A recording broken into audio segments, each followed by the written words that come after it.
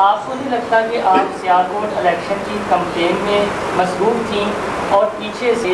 وزیر اعظم کے 2 نان الیکٹیبل مشیروں اور کچھ وفاقی وزراء نے گارڈ لگائے بیٹھے ہوئے تھے، آپ ادھر مصروف تھے اور پیچھے سے یہ جو ہے عمل آپ کو پنجاب سے؟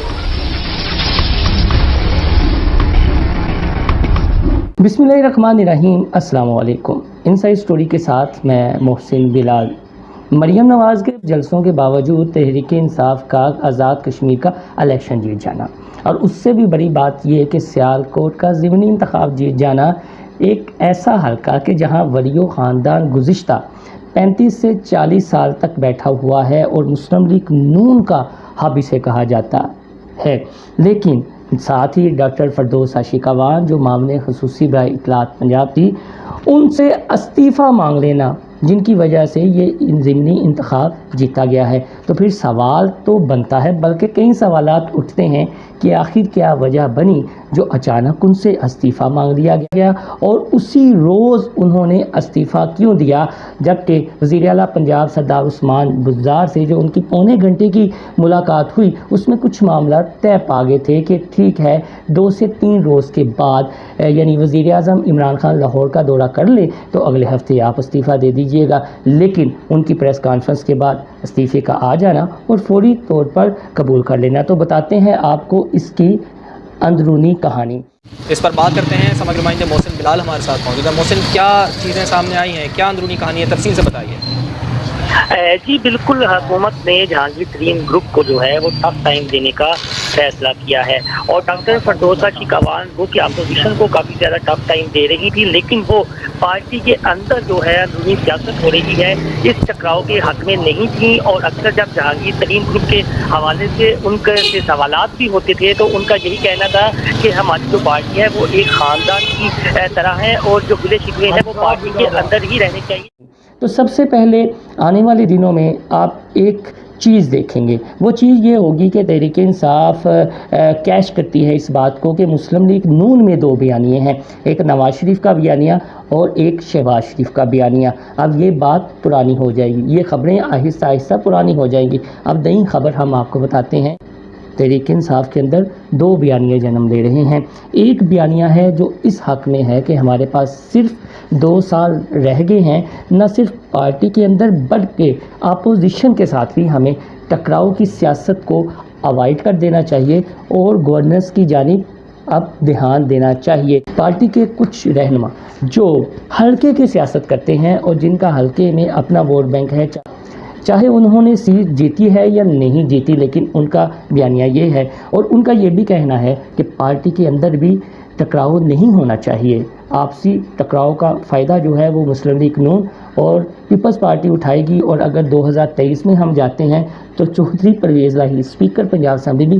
گارڈ لگائے بیٹھے ہیں، تو اس کا فائدہ انہیں بھی ہو سکتا ہے۔ اب تحریک انصاف میں جو ایک گروپ ابھر کا سامنے آیا ہے وہ تو ہے جہانگیر ترین خم خیال گروپ۔ جہانگیر ترین کا ہی تیارہ اڑا تھا، چاہے عمران خان نے ان کی اسائنمنٹ لگائی ہو یا کسی اور نے، لیکن یہ بات تو روزی روشن کی طرح آیا ہے کہ جہانگیر کا تیارہ اڑا اور ان کی وجہ سے تحریک انصاف کی حکومت بنی، جو آزاد امیدواروں کو وہ تحریک انصاف میں شامل کرواتے رہے، اپنے تیارے میں بٹھا کر بنی گالا لے جاتے رہے۔ تو وہ یہ چاہتے ہیں کہ چاہے جہانگیر ترین ہو یا کوئی اور تحریک انصاف کا گروپ ہو، اس میں مفاہمت رہنی چاہیے، ٹکراؤ نہیں ہونا چاہیے۔ تو ڈاکٹر فردوس عاشقاوان کو جہانگیر ترین ہی پی ٹی آئی میں لے کر آئے تھے، اور ڈاکٹر فردوس عاشقاوان سے جب بھی ہماری بات ہوتی، کسی پریس کانفرنس میں ہم بات کرتے جہانگیر ترین گروپ کے حوالے سے، تو ان کا رویہ نرم ہوتا اور ان کا ایک ہی موقف ہوتا کہ یہ پارٹی کے معاملات ہیں، پارٹی میں ہی رہ کر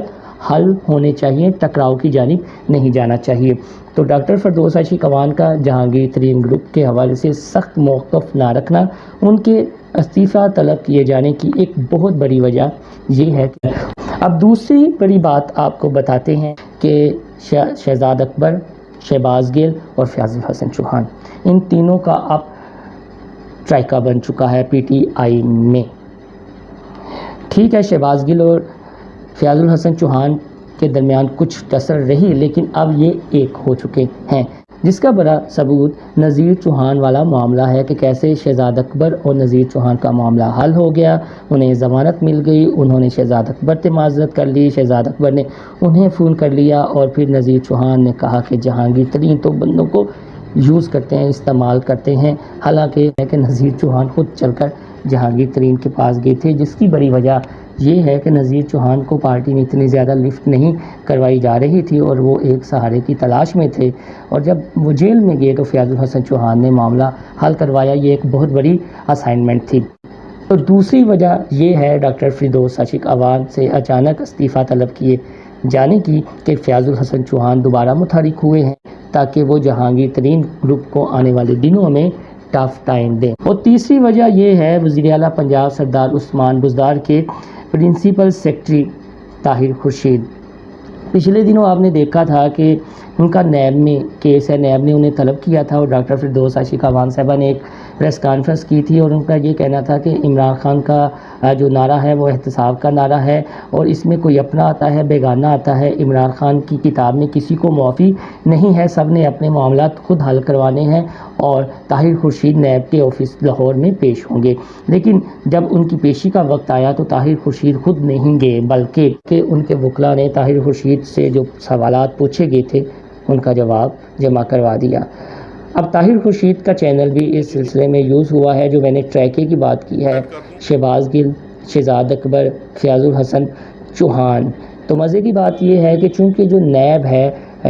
اسے بھی شہزاد اکبر ہی کنٹرول کر رہے ہیں یا نیب ان سے ہدایات بھی لیتا رہتا ہے، شہزاد اکبر کے متواتر لاہور کے دورے بھی ہوئے ہیں، تو پرنسپل سیکرٹری صاحب کا چینل بھی استعمال ہوا۔ پھر ایک بات یہ بتائی گئی کہ شاید ڈاکٹر فردوس عاشق اعوان کی کچھ ویڈیوز ہیں جو شاید وزیر اعظم عمران خان کو سنوائی گئیں یا عثمان بزدار کو سنوائی گئیں، اور ایک ہمارے دو سینئر صحافی ہیں گوہر بٹ صاحب اور امداد سومرو صاحب، ان کی ایک خبر ہے کہ عثمان بزدار کو شاید ڈاکٹر فردوس عاشق اعوان نے کہیں پر بڑاوا یا وڈاوا اس طرح کا لفظ استعمال کیا، تو وہ آڈیو یا ویڈیو عثمان بزدار کو، یہ بھی ہو سکتا ہے۔ لیکن 3 ریزنز تھیں جو میں نے آپ کو بتائیں۔ مزے کی بات یہ ہے کہ ان کا استعفیٰ طلب کیا گیا اون چودھری کے ساتھ کہ چلیں آپ بعد میں 1-2 دن بعد ان سے استعفیٰ طلب کر لیتے۔ جس چینل کے تھرو یہ خبر آئی، ان کے آنر جن حلقوں میں اٹھتے بیٹھتے ہیں، کچھ ہمارے سینئر تجزیہ کار صحافی ہیں، ان کی اپنی اپنی خبریں ہوتی ہیں اور وہ آج کل مختلف سیاسی جماعتوں میں جوڑ توڑ کر رہے ہیں اور کچھ آصف علی زرداری کے حوالے سے بھی کام کر رہے ہیں۔ پچھلے دنوں چودھری پرویز لائی نے بھی پنجاب اسمبلی میں حکومت کو یہی کہا تھا کہ آپ کے 3 سال گزر گئے ہیں، اب کام کر کے دکھائیں، ہم آپ کے لیے قانون سازی کے حوالے سے منتیں کرتے رہے ہیں اور آپ ہمارے ہی برتن توڑنے چلے ہیں، اب ایسا نہیں چلے گا۔ یہ جو چیزیں ہیں ان ساری چیزوں کا ڈاکٹر فردوس عاشق اعوان کو بخوبی علم بھی ہے، وقت آنے پر وہ اس سلسلے میں کچھ لب کشائی کرتی ہیں یا نہیں، یہ ان پہ ڈیپینڈ کرتا ہے۔ فردوس عاشق اعوان 22 سال سے سیاست میں ہے اور ان کا ایک جملہ مجھے اب بھی یاد ہے کہ انہوں نے یہ کہا تھا کہ انہوں نے اپنی سیاسی زندگی میں صرف ایک ہی سبق سیکھا ہے اور وہ ہے صبر۔ تو ڈاکٹر فردوس عاشق اعوان صبر کریں گی اور دیکھیں گی کہ یہ اونٹ کس کروٹ بیٹھتا ہے۔ آنے والے دنوں میں اس سلسلے میں کوئی مزید اپڈیٹ ہوگی تو آپ کے ساتھ وہ بھی شیئر کریں گے۔ آپ سے گزارش ہے کہ میرا چینل انسائیڈ سٹوری سبسکرائب کرنا نہ بھولیے گا۔ اللہ حافظ۔